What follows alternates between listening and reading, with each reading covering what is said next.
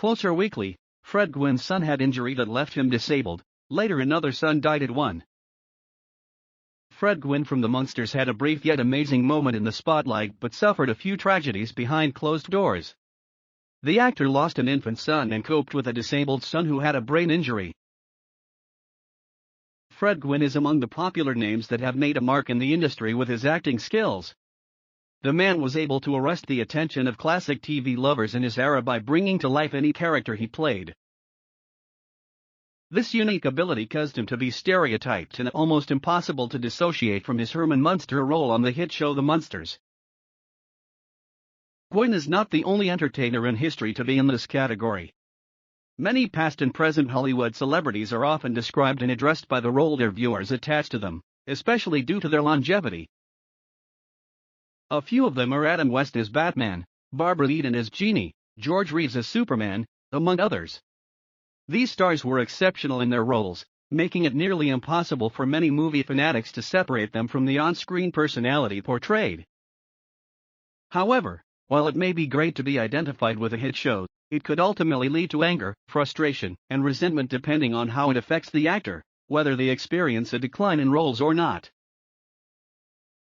Unfortunately, Gwynne did not have the better side of the bargain.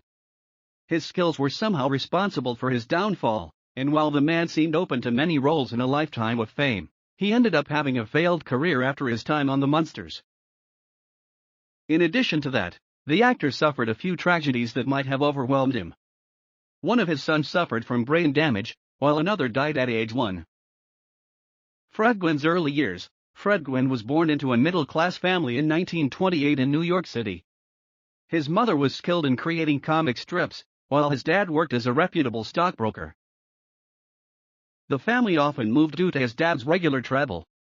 Before he turned 10, Gwynne had lived in more than 2 different places ranging from Tuxedo Park to South Carolina, Florida, and Colorado. Everything seemed easy, having loving parents, living a life of privilege until his dad died after suffering from a routine sinus operation.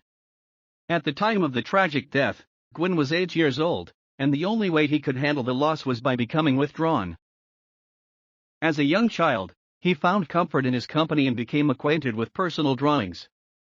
It was clear that he had inherited his mother's artistic genes. As a teenager in high school, the young man got popular and was not shy to showcase his artistic talents including singing, and tremendous performances in art classes.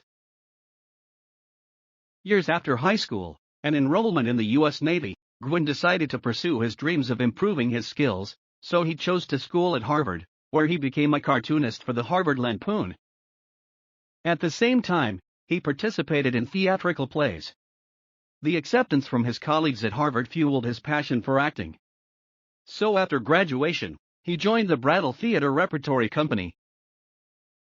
Gwynne's glory days. After his graduation in 1951, Gwynne began to bag a series of roles on Broadway.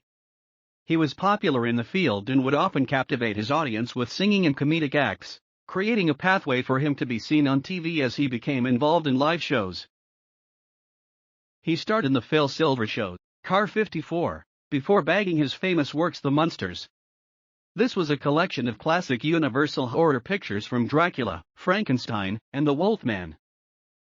The Munsters featured Gwynne, Frankenstein Herman, as the family's patriarch. His wife Yvonne DiCarlo played vampiress Lily, Butch Patrick was their son, Eddie Wolfgang Munster, L. Lewis starred as Grandpa, Dracula, as well as Beverly Owen and Pat Priest as the normal-looking niece Marilyn respectively. This story ran from 1964 to 1966, but Gwynne could secure his spot as the most loved actor on the show. But it was not his desire to stick with the beloved show that had several reruns, nor was he interested in consenting to a book following a personal tragedy. Stephen Cox, an author of The Munsters, A Trip Down Mockingbird Lane, admitted that he reached out to the actor while writing but never got any feedback indicating any interest. In the future, Cox learned that the actor had lost his son in a pool. Gwynne is a family man, though The Munsters alum's reality was similar to his on-screen role. He was a family man who was proud of protecting his own. While he sought to showcase his talent and earn a livelihood, the actor built his family. Gwynne married Jean Reynard, a socialite, in 1952, and the couple welcomed 5 kids. They first became parents together the same year when they shared their marital vows. Their second child, Kieran, came 2 years later. Then, in 1956, Evan was born, followed by Madeline and Dylan. Sadly, baby Dylan, the 4th child, died before turning 1. He drowned at the family's pool. His older brother Kieran also suffered a brain injury at age 1, this left him mentally disabled. These experiences were devastating for the actor, but he managed to keep a brave face and never allowed his issues to affect the credibility of his work. He was devoted to showcasing his best while on stage and on TV. Life after the Munsters. After acting in the hit sitcom, the actor did not get any other significant roles. But he found his way back to Broadway, where he progressed as a star.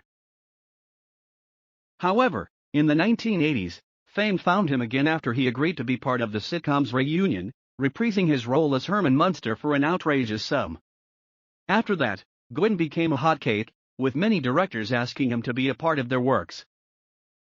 He starred in Fatal Attraction, The Boy Who Could Fly, The Cotton Club, The Secret of My Success, Ironweed, and Water. Apart from acting, he explored his other artistic side, which was painting, and structuring creative stories for kids in many children's books, including A Chocolate Mousse for Dinner, The King Who Reigned, and A Little Pigeon Toad and Pond Larker. By 1993, the entertainment industry witnessed a devastating blow after receiving news of the profound actor's death. He succumbed to pancreatic cancer a week before he would have turned 67. Despite his life's tragedies, including the death of his son, fighting mental disability, a decline in career, and death, Gwynne made a remarkable statement with his personality, attitude to work, and achievements.